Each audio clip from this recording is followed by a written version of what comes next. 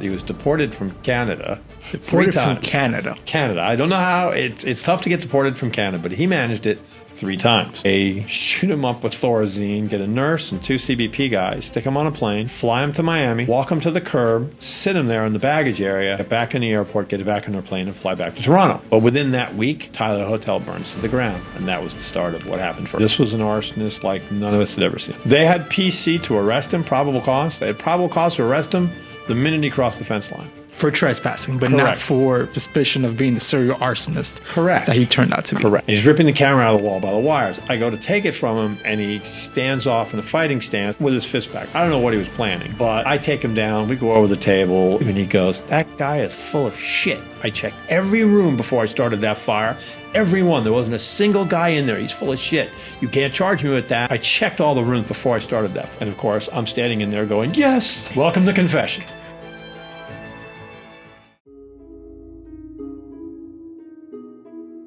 So I drive home, take a shower, go to bed, and I kid you not, it was like there was a button in my pillow. As soon as my head hit it, phone goes off. Steve Garcia. "Hey, we got this guy, and I like him." And Eve was a very, very, very smart guy. Street cop, SIU, did dope work for a long time. "I don't like this guy. Can you come talk to him?" And I told him, "Absolutely not, bro. What time is it? 53 hours since I've had a good night's sleep. No, I can't do it." And he goes, "Man, I'm pretty sure this is the guy." Wow. I'm like, "Dude," he goes, "if it's not him, he's got 2 knives. We caught him going into a building, an abandoned building and stuff like that. He's got a backpack. We don't know him." All right. So again, you just want to get the guy. So, yep, get out of bed, put on the suit and tie, get the gun, walk out to my car, and start driving over to the beach. Then my phone rings. "Hey, we got a fire, 1816 James." "Okay, what are we talking about?" Because there was a lot of little fires and calls, and I smell smoke, and everybody's panicking, and so I'm like, "How big a fire?" He goes, "Really big and really bad. It was a building under construction. The construction crew, parts of it are still being demoed, other parts are being built, but it's in the middle of the building. They can't get to it." Okay, sounds familiar. So in my head, I'm thinking, well, so much for Eve's guy. Okay, so you're thinking that this is not the guy. My guy is still, I'd be honest with you, I had such tremendous faith in a guy that has the experience that Eve Garcia does, that no, I thought, whoever he's got, I need to talk to this guy. I had a lot of faith in him, and a lot of the stuff he was talking about, hey, we kind of violated the perimeter, meaning he went outside of where he was supposed to be. I didn't get the full story. I call Claudio Navas, "Hey, what's going on up at 1816? He goes, "We're trying to control it. We're having a very hard time having access. Within a minute of getting here, we had a partial collapse internally, and we're trying to get the trucks in to surround and drown." "Okay. So is there anything that you need me for up there?" And he goes, "No, it's going to be a couple hours before." "Awesome. I'm going to the police station." I get the whole, "Didn't you just leave?" Yeah, I did. So I go to the police station. I get the story. What is the story? Okay. So Eve Garcia comes to me, and he says, "There we are." By the way, I because of the new fire, I call the state fire marshal, and Ross Holt, Charlie Toledo start heading for the station. So I talked to Eve, and Eve's like, "Yeah, we have the surveillance set up, and I was at 17th Street, I was at the southern end on James. And I see this guy, and man, he just don't look right." And I didn't bother to ask him what he meant by that. I mean, that's what I was thinking. What does he mean by that? When you've been doing it as long as Eve has, there are certain things that ring alarm bells in your head. When a lot of people hear that, though, when the public hears that, they typically think of are you racial profiling or like what's, so I guess, what exactly is Eve thinking? But you're just saying there's a sixth sense that he has. Not a sixth sense. You're on a surveillance, you're sitting somewhere, and you're seeing 300 people pass you. And everybody has a lot of the same instincts.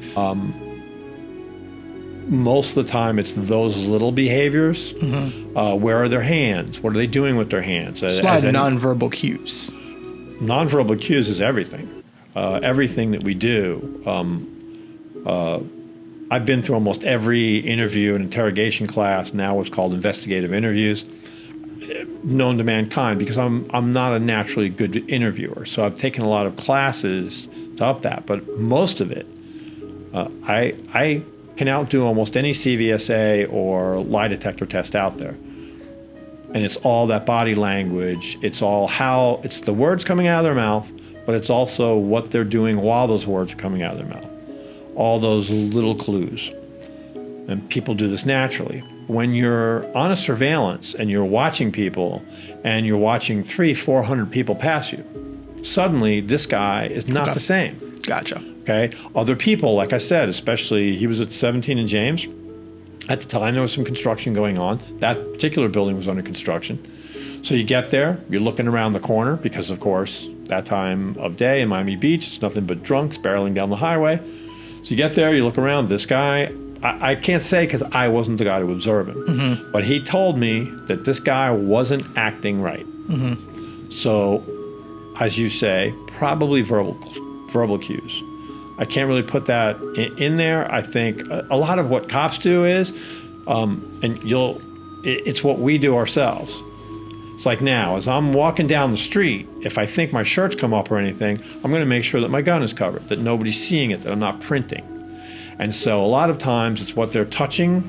When you go up on a guy and you're talking to him questions and you see that he's protecting some part of his waistband, your alarm bells go off. Well, what is he protecting? Yeah. Is he got something that can hurt me? Okay? And you need to use that articulable suspicion to then conduct a Terry stop. Hey man, I'm sorry, but are you armed? I need to check. Okay? This is how police work goes. But generally speaking, it's a very rude thing, but in the police academy, they teach it to you. As a detective, you kind of have to back up a little bit and when you're safe to ignore that rule. But what they pounded into your head as a young officer, stop looking at their face. Nobody that is not an X-man has ever killed anybody with their eyes. Okay? Look at their hands. His hands is what he's going to kill you with. As he's talking to you, if his hands are moving around to somewhere where they shouldn't be, you need to be aware of that all the time. Okay. So any good cop from my generation, when they're talking to you, they seem very rude. Why? They're not looking you in the face. What's he doing with his hands? Well, what's he looking at? Okay? They seem very rude. The questions they ask are designed to bring out certain types of answers that most people might not be aware of. We want to see what the emotional content, what the aggression content is of the people we're talking to. So we ask very obtuse questions. But at the same time, the basic human interaction, I look you in the eyes, you look me in the eyes. If a cop does that long enough, he's not going to live long enough. Because if you don't pay attention, if you don't keep categorically keeping track of his hands and where his hands are and what he's doing with his hands, sooner or later that guy's going to beat you.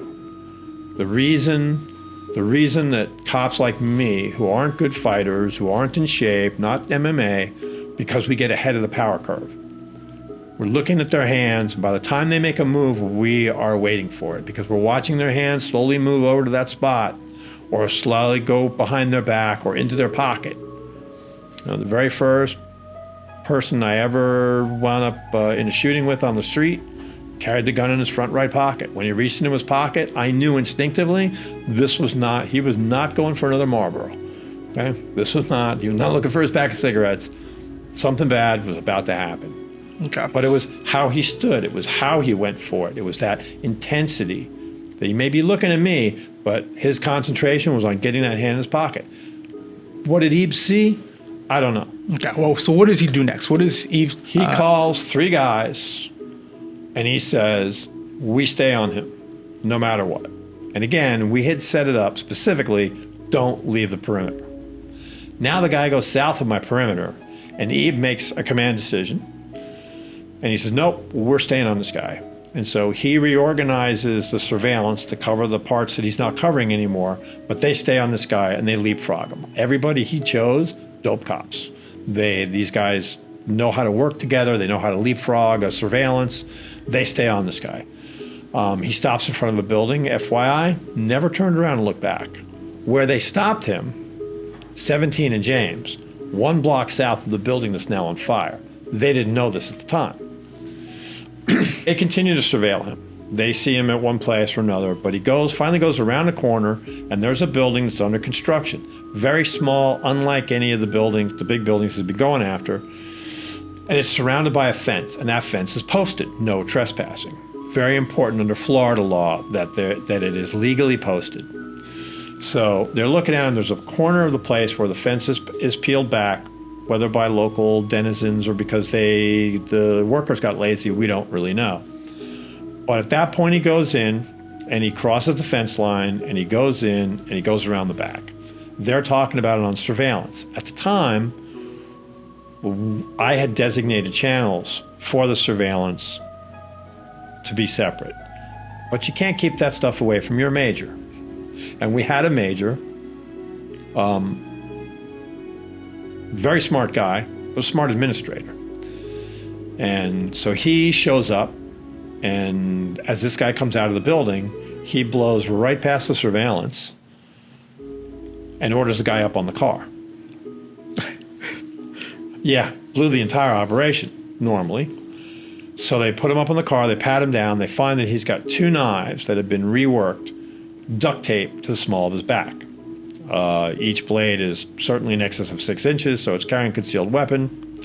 And so they take him. They don't find anything else that they considered of interest in his backpack.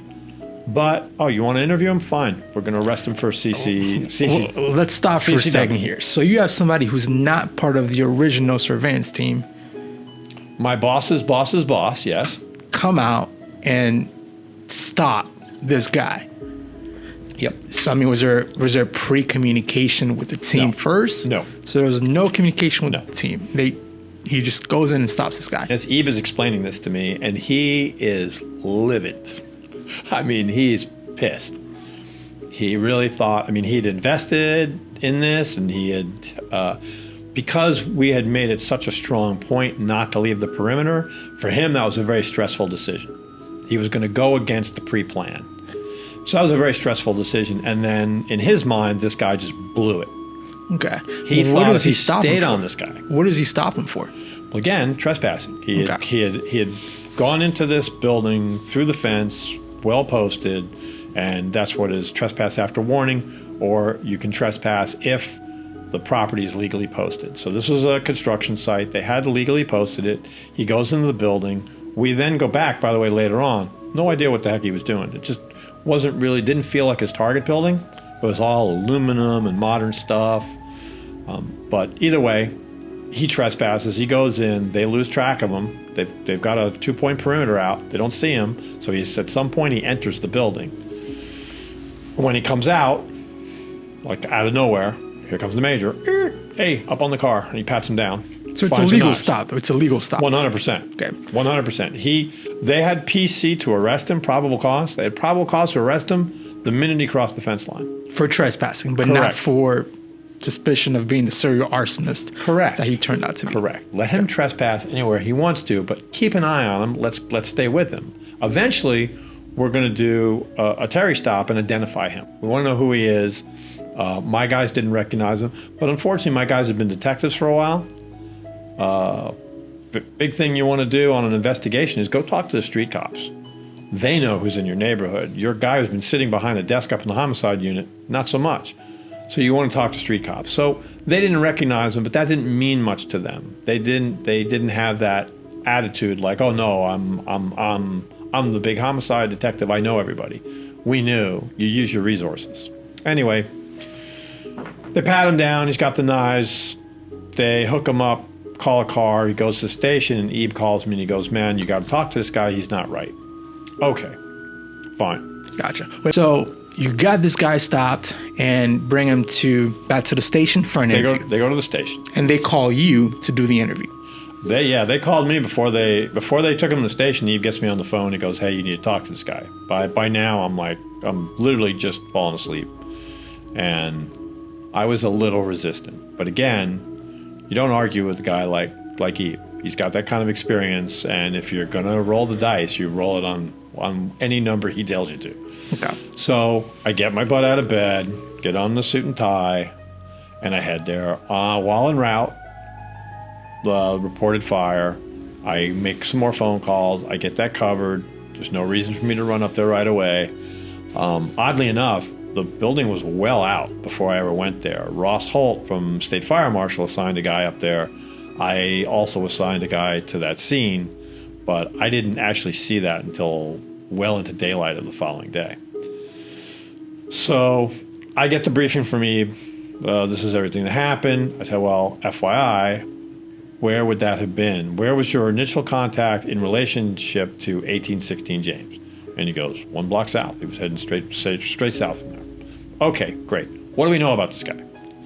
So not much, as it turns out. And then we had to pull in an analyst to run a triple I. And then we come up with this history in Seattle, 104 stops, 62 arrests in 4 years. One of which was for arson, which turned out the cop got pissed because he burned an American flag. That's been well decided as a First Amendment issue, but I guess the cop got upset and arrested him anyway. They threw it out. It took us a long time to figure that out. So this guy, Joel Paul Williams, was actually born in Miami and orphaned, brought up on the East Coast and whatnot. And then we come to find out he was deported from Canada. Deported from Canada. Canada. I don't know how. It's tough to get deported from Canada, but he managed it 3 times. And that's how we wind up stuck with him. So he's in the interview room. Ross Holt shows up with a dog named Ember. And Ember, you've seen our current ADC canines. Ember was amazing. That dog really knew between her and Ross, her handler. Great dog. So Ember is just out in the car in the parking lot. Charlie Toledo's sitting over by the cells. We have the conversation. We're going into an interview room. And our interview room had a false thermostat right next to the door at about head height. As I said, in an interview, those body cues, what they're saying affects how their body stance and all that. We set our surveillance camera. A lot of times you see these interview rooms with the surveillance cameras in the ceiling. But what we did was we set them up like this so that somebody down the room could look at the interviewer could concentrate on what he needs to concentrate. The other guy can look at body language. We usually had 2 guys for every interview, 1 for officer safety, and then 1 looking for deception clues. Crossing the arms, looking up to the left, little things like that. Because of the way the camera was set up, you see that. So Eve and I sat down and I told him, look, I'm going to need an interview partner and we need to strategize this out. Eve was a natural interviewer. Sorry, Eve. Not a good one, but he was a natural interviewer. He came from the dope side. So we work out a strategy, probably plan A through F. And this is what we're going to do. And if it turns to this, we go to B, and then we go to C, and we work this whole thing out. Like I said, the only way I knew how to really do it. So we finally go into the interview room. What is your reaction when you first see this guy? Nothing. The Collins Park Plaza fire was a 17-year-old.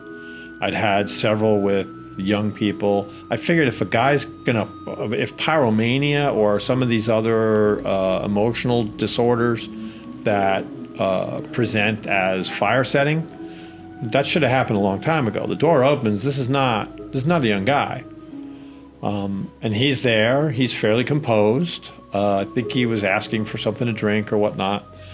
And so you walk in the interview room, and me and Eve go in there, and we sit down, and we went through plan A through plan F in 10 minutes. This guy had everything figured out. He'd been interviewed so many times by other agencies and arrested so many times. He knew what to say and what not to say.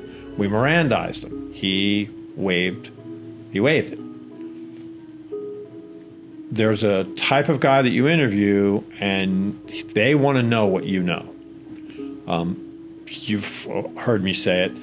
One of the most important things about interviewing is people will learn more from the questions you ask than you're ever going to learn from the answers that they give. If you don't camouflage, dress your questions in a ghillie suit so they don't know what's coming. You take a look at the question that you want answered and you surround it with other things so that contextually to them, it seems like something else. You really need to strategize an interview, because if not, okay, well, where were you at 3 o'clock? Now he knows that you're investigating something and all you know is what happened at 3 o'clock. Okay, where, have you been involved with other fires? Okay, so now he's looking for a fire trend. Every question you ask him, you're giving him all kinds of information. It's something we also learn on the other side. When you put the bad guy up against the car, he's going to ask you questions. Now you know what he's worried about. And when you're asking him questions, he knows what you're worried about. He knows how to play you. He knows where your strings are. And this guy was one of the best at it I've ever seen. He's there, we Mirandize him, and I knew immediately he wasn't going to wave because he wants to keep talking, because he wants to know what we know, how much we know, and what we don't know. Becomes very apparent this is a guy I haven't dealt with before. We don't have a full criminal history, but we know about the other stuff. We see the other arson case. We don't know that it's BS at the time. So there's an interview technique. I don't think it's kinesthetic, but it's anyway. There's an interview technique and they push it especially at the unresolved homicide schools. And in this technique, which even I never got a chance to talk about, thank God I'd gotten such a mature and experienced interview partner, because in this technique, you don't let the other guy talk. You get in his face and you keep on talking in a stream. As you've noticed, that's kind of my specialty. Okay? I'll do that to the clerk at 7-Eleven, let alone this guy. So yeah, I get in his face and this idea pops in my head and I go, look, because he knows the system. He knows about concurrent sentencing and all stuff. I go, look, here's the deal, buddy. We're going to go find every homeless person that was in that building when you set that fire. Every single one. And each and every homeless person is going to be charged of attempted murder. Attempted second-degree murder on you. And then I'm going to wait more than 14 days. And then I'm going to take the next homeless guy and I'm going to charge you with second-degree attempted murder for him. And you're not going to get a concurrent case because I'm going to wait the 14 days and it's going to be a new case. New sentence. You're not going to be able to run these together. By the time I get done charging you for every homeless person in there, we'll be 6 months waiting for the last trial. I'm on and on and on, and I'm all in his face. I get it. I know what you're doing. I know what you're trying to accomplish, on and on and on. And he keeps on wanting to interject because he wants, this whole thing is control for him. On and on and on and on. And that's it. Expect all this, and this is what's going to happen, blah, blah. And I get up and I walk out and I go out and I slam the door. Well, down the hall is where the viewing room is for the interview room. And I bolt. And when I open the door, 4 ATF agents, 3 state fire marshals, the major, the captain, I think one of the assistant chiefs was in there, and a couple of poor detectives stuck in between this crowd. And I open the door and I'm like, dude, and they just kind of make a hole, and I go over, and as soon as I look at the thing, the fake camera is right next to the door, and he's staring at the door that I just slammed on him.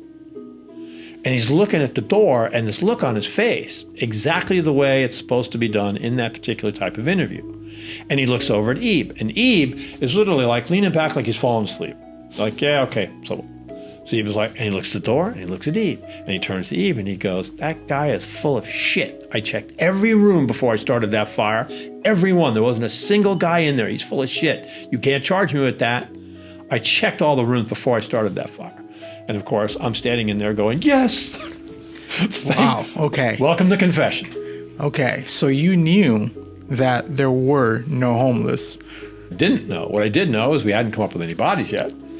And we had assumed that all the homeless people had more than enough time to get out. But it was certainly a possibility. And again, I think the idea came to me because this was an unrehearsed part of it. It was a technique that I had learned. I didn't have a chance to work it with Eve. Like I said, any other partner could have blown everything I was doing. But what had happened was that idea, as I said a couple times already, that idea that catch him before he kills somebody, that was something we lived and breathed and ate and slept with all day, every day, from the time this thing started, which again mercifully didn't run very long. From the time it started to the time it ended, that's the thing that runs through your head. So this guy, somebody's going to die. Yeah. So this guy confesses, kind of. He confesses to that. Okay. In addition to my other duties, I had also started the forensic video analysis program at Miami Beach Police. And I'd had video of a guy, remember the occupied one? As I said, there was a dumpster that was also burning. I had a video of a guy setting the fire in the dumpster and then walking south in the alley, but it was a crap video. It was very grainy. But I cut it into 4 places so you don't see the dumpster. You just see him passing the camera. And I showed him this video. This is after many other attempts and whatnot. Show him the video. I go, look, I had a guy that was walking away from a fire. I thought it was you, but I don't think it was. And he looks at the video and he goes, yeah, that's me in the alley. So what? You ain't got nothing. I go, no, I'm pretty sure that's not you. He goes, no, that's me. I recognize myself. Man, you can't be positive. He goes, I am positive. That's me in the alley. So then I expand it and I hit the reverse button and it backs up to where he's setting the fire in the dumpster with the flames of the occupied building right over the fence. I'm like, well, buddy, if that's you, let's follow you back to your 2 other fires. And he got pissed and he's like, that's bullshit. You ain't got nothing. But in that, he winds up admitting to the fact that he set that fire, but it means nothing. You only got me on the dumpster, not the other one. Well, okay, we'll see about that. Pretty easy leap to make. And the state attorney, in fact, did make that leap. So you have 2 confessions. Correct. But out of those 19 fires, those are the only 2 confessions I got. And those are the only 2 cases that the Miami-Dade state attorney chose to prosecute. So out of 19 fires, only 2 were prosecuted. Correct. And I brought in every expert I knew. I had guys from the state, from the feds. I had people working overtime around the clock. Now, when we pull him out of the interview room, we walk him over to the cell. We'd already had his backpack, and Ember had alerted to his backpack. And then we had taken his shoes. And so once he walks over and we pat him down and get ready to put him in the cell, we take his jacket off. Ember alerted to his shoes, the jacket, and the backpack. So Charlie Toledo was there with a big pair of scissors, and we cut everything up and put it all in cans. And fortunately, his clothing preserved our best evidence. He had evidence of acetone on the shoes, the backpack, and the jacket. 1916, because of the early collapse and the way it was done, we also got a water bottle that also tested positive for that. It did not come back with fingerprints. And our goal at the end of the day was this was an arsonist like none of us had ever seen. We figured out how he did it. He took down multiple 3-story buildings, and each fire, his tool was a pint and a half of nail polish remover, acetone. That's the most we could figure that he ever brought into any one building. And by using the walls and air channels, he had a very good knowledge of how to get a fire going and how to keep it concealed for a very long time until it was too late to do anything about it. And to that end, he managed to bring down 4 huge buildings in total collapse, total destruction. I think somebody had mentioned at the end of it, I don't have anything to confirm or dispute it, but $37 million in damages. Wow. Now, did you guys ever figure out why he set those fires? No, so at the end of it, we kept pushing him like, okay, we don't want to We don't want to even talk about the fires anymore. We have what we need. At the time, I thought it was going to be a fairly simple thing to connect all the fires. Turns out not so much. Then the dog alerts. I know we're going to get something back on that. So we started interviewing him. I want to know his history. I want to know where he's from and all that. And no, the why I don't have. He was around the Antifa Black Bloc culture, but he was never a registered member.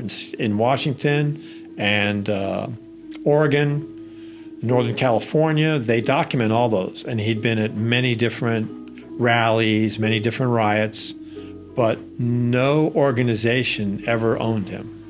They never said, yeah, he's one of ours, or he's a member, or he does this for us. He just shows up, breaks stuff, and goes about his business. There was an arsonist out there that did a lot of damage, and we think that maybe he was an acolyte, or because he doesn't have the engineering background that I think it would have taken to engineer those fires. At one point, I had 9 of the best fire investigators I knew. And I said, if we go next door, can you make this happen to the building next door? And all 9 said, no, absolutely not. There's not enough fuel load. We don't know how he did it. It took us weeks of piecing it together and finding 2 buildings that he had set up but not burned. It was only then that we figured out what his techniques were. Dade County, wood in Dade County is usually, especially the old ones, Dade County pine, has the highest percentage of terpenes than any other wood. And when it heats up, it starts to sweat those terpenes. Past a certain point, Dade County pine burns really, really well. I don't think he knew that, but he knew how to get airflow and fire flow and whatnot.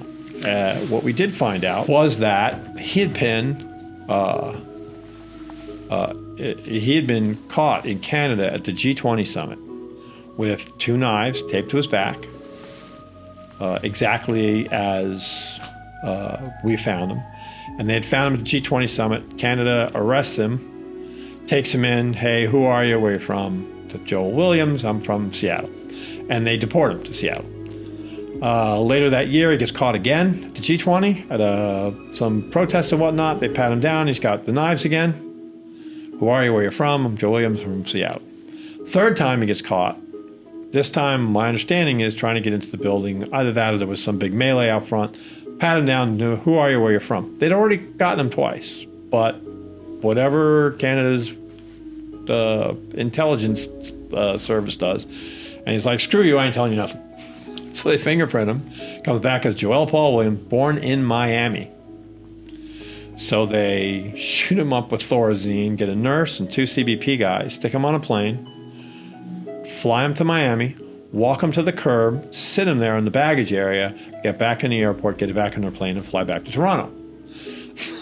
4 days later, I think it was more than 4 days, but within that week, the Tyler Hotel burns to the ground, and that was the start of what happened for us. Wow.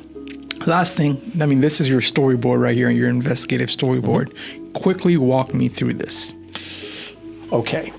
So at the top, you see Joel Paul Williams in a Tyvek's gown, because we took every stitch of clothes he had as evidence. Next to him is a picture taken from a helicopter by crime scene tech Jason Bruder, who was afraid of heights and didn't tell me until he was in the helicopter. And that picture has all 4 of the major lost buildings, not the 13, not the string of 13, but all 4 major lost buildings appear in one picture.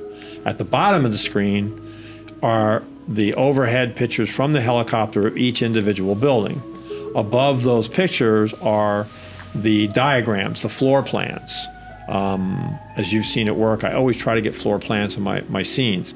The areas in orange is where we determined that the fire originated and how it spread from there. And again, what you'll see, if you take a look at each individual picture, the area of origin is on the 2nd floor in almost the exact center of the building, which allowed the smoke to build up, for the heat to travel. The fire consumed and traveled throughout so much of the building before anybody ever saw the first wisp of smoke or saw flames. There was no, the way it was engineered was, evil, but brilliant. I mean, the way he engineered this prevented us from early detection of the fire. It made evidence collection very, very difficult. We got no chemical signature to Tyler. We got no chemical signature at 20th Street, and we lucked out on one because of the collapse at Sun House. That's basically the mapping there. On the left is I told you this is how I set up surveillance. Figure out what day, what time of day, what area, see if you can get direction and whatnot. And that's how you set up your surveillance. And so everything down the left side is a statistical analysis of the fires we knew about. And that was for setting up surveillance. Okay. Well, absolutely last question. Do you think that, so you got on 2 out of 19.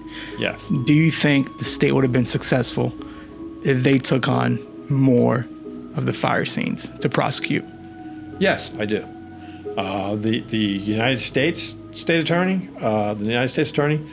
he was perfectly willing to take all 19. And some of the ones on the night, the big run of the 13 fires, I thought were very weak cases. They basically said there's really no jury is going to look at this and not associate one with the other. That you take the good cases you have and say, well, yeah, 15 minutes later, 2 blocks away, as part of a string of a whole thing, they were perfectly willing to prosecute all 19 cases. And the United States Attorney is the federal. Federal, yes. Okay. The problem is, the last thing that happened in this case between me and Williams was somebody yells that he's got the camera. And I open the door and he's ripping the camera out of the wall. I guess he figured out where it was. And he's ripping the camera out of the wall by the wires. I go to take it from him and he stands off in a fighting stance with his fist back. I don't know what he was planning. But I take him down. We go over the table. It's, messy. But either way, I'm taking this out of his hands and I'm going to handcuff him. The last words he ever said to me, person to person, was, "You think you've won. You haven't won. You can't send me to jail. You can only send me to the hospital. I beat you. You can't send me to jail. You can only send me to the hospital." Turns out, this is Miami. No, he went to jail. Well, Howard, thank you so much for breaking down this case for us. If you like this episode, if you enjoyed this episode, make sure you click the like and follow button. Make sure you subscribe, do whatever you need to do. And if you have any recommendations for any other cases that we should maybe look at, make sure you send that to me as well. We'll see you next time on investiNate.